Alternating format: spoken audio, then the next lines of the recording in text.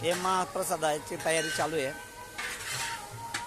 हे बघा, हे भाऊ प्रसाद बनवत आहे एकदम कडक मेहनतीने।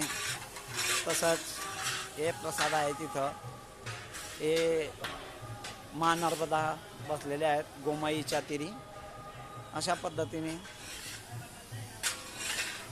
तसेच आमचे ग्रामस्थ शशिकांत भाई यांचा मोठा पुढाकार आहे, कारण की ट्रस्टी आहेत ते, त्याच्यामुळे त्यांनी स्वतः बसून सर्व कामं करून घेतले।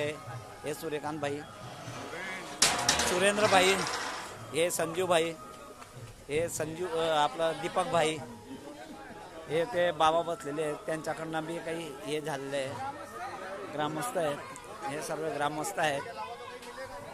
तसंच आमचा भाऊ आहे, यांचे बी सहकार्य, सर्वांच्या सहकार्याने हे मोठा महाप्रसादाचा कार्यक्रम होत आहे।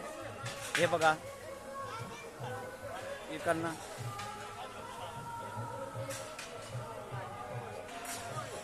हे जरा लिहित होते। हे बघा, हे प्रसादाचा तसं टाकून बरोबर खूप मेहनतीचे काम आहे। प्रसाद बनवणं म्हणजे साधं काम नाही आहे, फार मेहनतीने प्रसाद बनवताय, तो प्रसाद हे करताय। हे बघा महाप्रसाद कसा बघा।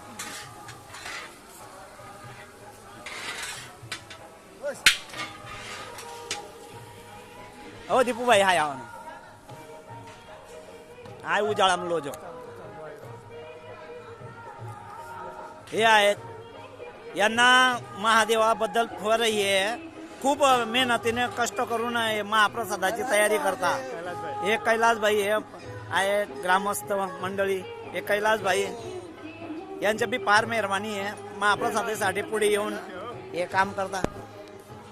ग्रामस्थ मंडळी तिथं बघा, हे आमचे पिंगाण्या गावातील मंदिर आहे।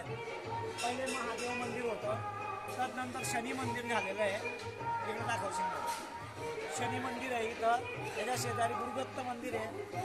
हे वर्षोनवर्ष आमच्या वल्लोपार्जित हे मंदिर आहे। तिकडून गोमाईच्या तिरी आहेत, विशेष म्हणजे त्रिसंगम पुढे जाऊन त्रिसंगम होतो प्रकाशा गावात। ही गोमाई जाते, तिथून सुताई येते आणि तापी तिकडनं येते। ही तिघी नद्या जवळ येऊन याचा संगम तयार होतो आणि तो समुद्राला जाऊन भेटतो। तर तसे हे पुढे आमचे लहान थोर मंडळी यांचे बी खूप श्रमदान आहे, आणि त्याशिवाय प्रसाद तयार होतो।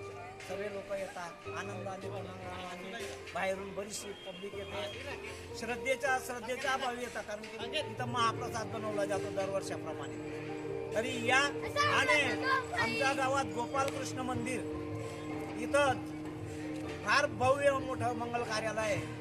तर त्या मंगल कार्याला भेट द्या।